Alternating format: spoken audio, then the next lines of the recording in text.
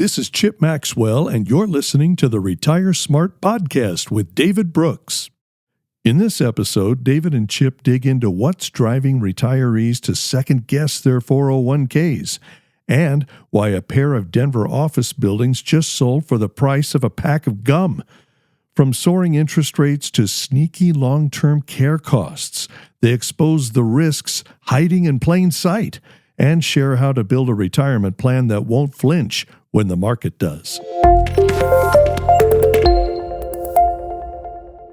Well, David, I do want to get to that Kellogg story because that affects a lot of people locally, but actually I want to squeeze in two items we didn't get to in the first segment, and you thought they were important enough to bring them to the attention of the team. One is we've been tracking this over the last few years, and there was another dramatic urban real estate fact that emerged. You sent an image of two Denver office towers that are now, am I looking at this right, $3 per square foot? Yeah, the two towers sold for a collective $3.2 million.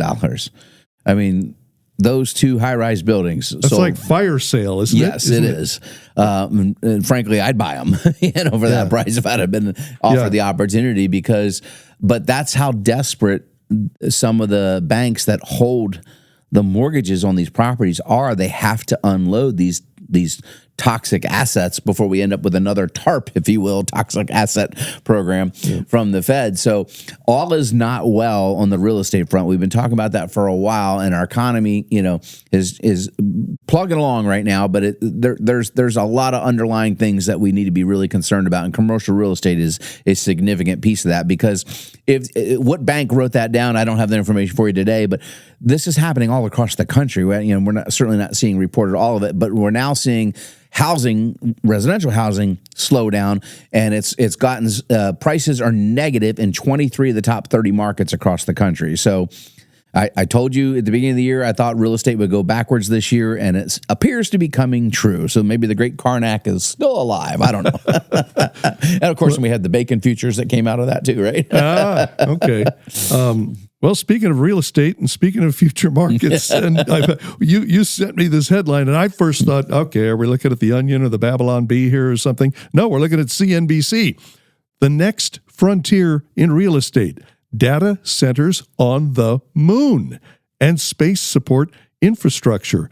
So this is not a spoof. Well, we just had Darren Worthington on in the Lincoln office. Like maybe he retires first. It was Lincoln, or maybe should we be looking at the moon for our next outlet? Well, I will tell you what they're doing is because the idea is that they would not need the same energy or cooling, right? Of these data centers, right? These big server farms, we have them all over here in Silicon Prairie, right? Down south of town, you can see them. North of town, east of town. And look at just the cooling units, the chillers they have on these facilities, because they have to keep these servers cold. Well, imagine they could build unlimited data centers on the surface of the moon. And they've literally planned all this out. And so if they could do that, then they would just beam signals back and forth, right, via satellite. But you would store the data. Every time somebody takes a picture with their smartphone, which is about every 4 seconds these days, that has to be stored somewhere, right? And so it's eating up a lot of valuable real estate here. So there are companies now investing in this, and there's big money being invested in this, so they believe it's viable. Now, I'm not ready to say that I would put a retiree's money invested in this, but it's pretty unique to start to think about how far out these things are coming to fruition. And with space travel becoming 30 times cheaper in the last 5 years, 30 times cheaper, Chip, in the last 5 years, this is becoming a reality. And of course, you have Blue Origin and SpaceX, et cetera, all these private companies privatizing space travel and making it much, much more affordable. So this could be a very near-term reality. Well, I have this goofy grin on my face because I'm thinking of the people who ride bikes and mountains to get outdated information and data, in government systems. And now we're talking about super sophisticated stuff based on the moon. Okay. How's my portfolio doing? We're going to the moon. All right. Hey, now back here at home. So here's the CNBC headline. Ferrero to buy cereal maker WK Kellogg for $3.1 billion. Kellogg shares jump 30%. Well, of course, we've got a big Kellogg's factory here locally, so this is going to affect quite a few people. David, I understand. So somebody buys something, oh, somebody's interested in it. I could see that nudging up the value of shares, I don't know, 5 or 10%, 30%? What accounts for that? That's actually pretty common when you buy out. You have to pay a premium if you're going to take a company private to entice the shareholders to vote yes, because the shareholders ultimately get the vote and say, no, we don't want that. But most people, hey, I'll give you 30% more than your share is currently worth if you give it to me. Most people are going to say, okay, I'll take that deal. So they have to put that where the board would vote in favor of it. And it's not the highest that Kellogg's has traded just 5 or 6 years ago. But Kellogg's, as many manufacturers based in the U.S. did, fell on some hard times. And in fact, our plant here is been winding down. They announced the closure last year and affecting about 400 employees here in Omaha. So the restructuring here, they've gotten some of their costs in line. So a private company thinks that they can go further enhance some cost cuts, get efficiencies within the program. A conglomerate buys them, make them make more money. And typically when you see that happen is they'll spin that off to another company 5 to 7 years out, or they will bring them back to the public markets and take them public again at a higher multiple than they currently took them private, grow their sales, etc. But cereal in general has been on the downflow for a while. In fact, I don't know if you've ever seen the movie. There's a satire movie Jerry Seinfeld wrote and produced and stars in, and it takes place in Battle Creek, Michigan, which is where this. And it's kind of like Kellogg's and Post. It's Jim Gaffigan. It's kind of a strange movie, I haven't seen but they invent the Pop-Tart and basically, wait a minute. Cereal's got a competitor. It's pretty funny if you haven't seen it. Yeah, I think you can enjoy some of the satire in it. But anyway, and they give away cereal awards. They come up with their own awards. So anyway, but cereal is on the down. I mean, my kids don't eat cereal. Like I grew up eating cereal. I mean, my brother Luke could testify. Once wrestling season's over, I didn't have to make weight. I eat a box a whole box every morning. So but the eating habits have changed significantly in this country. And we didn't eat breakfast like this, though. By the way, go back 60 years ago. Cereal, orange juice, none of that was part of the normal breakfast. Americans didn't eat breakfast. They ate leftovers if they did from the dinner the night before, not what we consider traditional breakfast today. So how about for Kellogg's employees here? Do they have, is share a holding in the company likely be part of their compensation? So would they get a boost from this? Well, so the share price jumps when the announcement offered. And I don't have the article right in front of me at this moment, but the share price they're going to be taking out has already been negotiated. So the board votes, that's what they'll get per share. What they need to understand is that will be if they own this in a non-qualified account, if they own this outright, or if they have what's called restricted stock units, which is RSUs. A lot of companies use this. This will become a taxable event, and they need to do some tax planning because while it could be a windfall, it could also bump them into an additional tax bracket they may not be prepared for. So if you work for Kellogg's and you have the stock and you need help, folks, just give us a call. Literally, no obligation. We're happy to set you up with one of our fiduciary-based advisors for a phone call to explain all your options to you. David, you sent this headline around. This is from CNBC.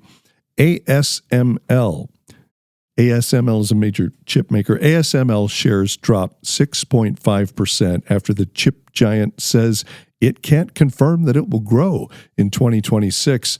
Boy, I thought if you made chips these days, we're talking about, of course, microcomputer chips, you couldn't lose, I thought, in this market. This is perhaps the most important tech company that most people have never heard of. So you have to understand is they don't make the chips. They make what the chips do possible.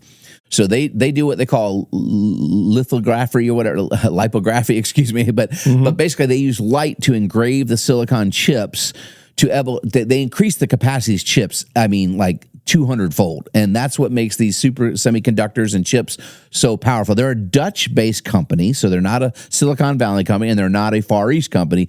They are actually they're Dutch. And huge company. They have these massive machines that laser edge these light into the chips that make them able to hold the capacity that they can have. And without them, Samsungs and NVIDIAs of the world would struggle to create the capacity of their chips. And so the chip is just raw material, and ASML enhances it. Correct. So but there's other companies that try and do something similar, but they have a patent on their specific way of doing it, and they're by far, in a way, the best. They have this special machine that does that. They can't manufacture enough of those machines, so they get to capacity. Therefore, they can't grow. And if they can't grow, then how are they going to grow their earnings? They've been a very important company in tech world, but if they're at capacity, that may be a headwind downstream for Texas Instruments, Samsung, all these companies that are hiring them to produce chips in their goods and services. So that's why I just thought this was really important, that this could be a red flag if they don't have the infrastructure to come online and capacitize. Now, maybe there's something to be done here. You know, Trump's trying to onshore more important manufacturing jobs. Hey, ASML, do you want to build some more of your machines right here in the wonderful United States in a tax incentivized deal? I bet that would make a lot of people smile. So we'll see. But it's interesting. Companies usually don't forecast, hey, we're not going to grow. And just as the article appears, the stock got hit 6.5%. It was down over 9% like an hour after that article came out. So the red flag here is, what this really means is Apple, NVIDIA, Intel, the people who demand what ASML offers are slacking off. They're not asking for as much. That's why ASML is thinking, or they're stuck at capacity and just can't meet the demand, right? And so that would slow down the development of chips and new products, robotics, all kinds of things. So there's some ripple effects, and we'll come back to this in a couple of months, and we'll see what comes out of this. ASML said it shipped one high-NA tool in the second quarter. I don't know this industry, but that doesn't sound good. So, no. Yeah, okay. All right, well, we'll keep an eye on that. See if we can squeeze this one in, David. Is this just candy, or is this a real thing? This is townhall.com. Trump floats eliminating capital gains tax. I guess we're talking about real estate transactions here. Is this Trump just stream of consciousness, or do you think this is something that might happen? Well, I mean, I know he really would like to do it. He really wants to eliminate property taxes nationwide, he said before, too. But he does, from the cuff, kind of throw these things out. But I will tell you, I have learned that everything he does that seems from the cuff, they have vetted the idea behind the scenes. And he likes to spring it on you almost like it's his fresh idea of the day. The reality is, though, where do you make up the revenue from it? And this particular article is talking on your house, right? So when you sell your house, one of the things that a lot of our seniors do is, as they've upgraded homes going into retirement and they want to downsize, you know, there's exemptions when it's your personal residence. But we have some people that want to sell the house and not buy a house. I just want to rent in retirement. And renting is like 48% cheaper than owning right now. So that makes a lot of sense for a lot of retirees. But if they don't repurchase a house, do they have to pay capital gains tax, et cetera? So I'm always in favor of cutting taxes anywhere, anytime. So, you know, we'll see. But the chance of it being reality at this point, slim and none with what just got passed this year, at least in my humble opinion.